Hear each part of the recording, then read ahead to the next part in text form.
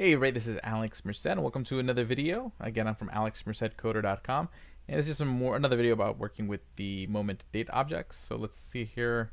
Let's just keep today's object. I don't need that. So we know that this creates an item for today. So this right now. So let's say I wanted to do this. Let's say I want to figure out what 7 days from now is. I would just take our object now m and do dot add, and 7 days from now I would do 7.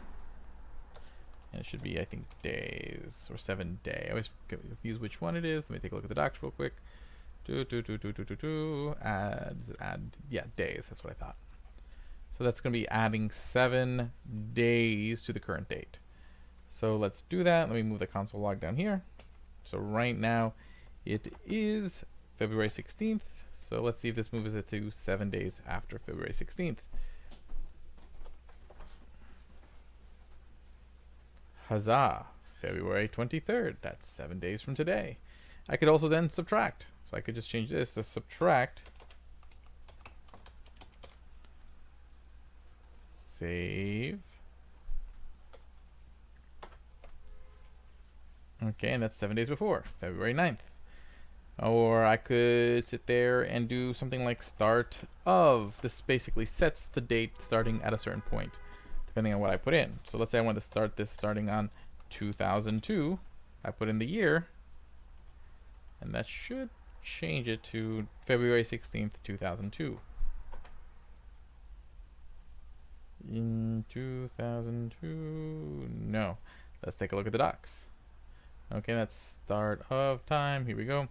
Start of year. Oh, I see. Set the. So it's the start of that particular period of time. So what I meant to do would be like start of year. It'll set it to the beginning of the year.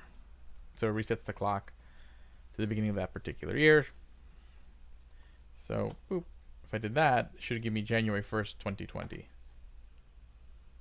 And that's what it did. January 1st, 2020.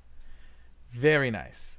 Okay, and that's really useful, especially if you know, because basically there's no like magical get start at the beginning of the year, especially for like year to date type stuff.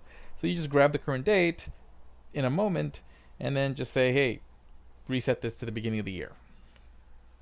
That's pretty cool.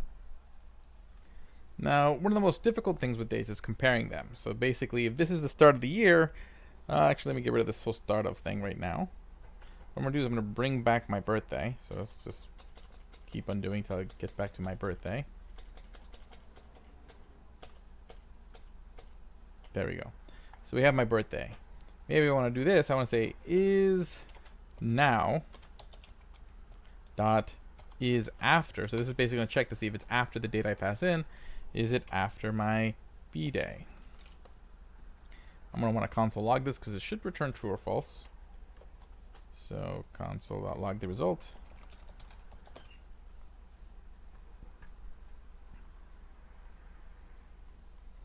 And if I do that, yes, now is after my birthday, because my birthday is June 30th, 1985, and today's February 16th, 2020. So you can easily check, you know, sort of where dates are relative to each other, which is really nice, because that is always a really sort of sticking point. Okay, so that's pretty cool.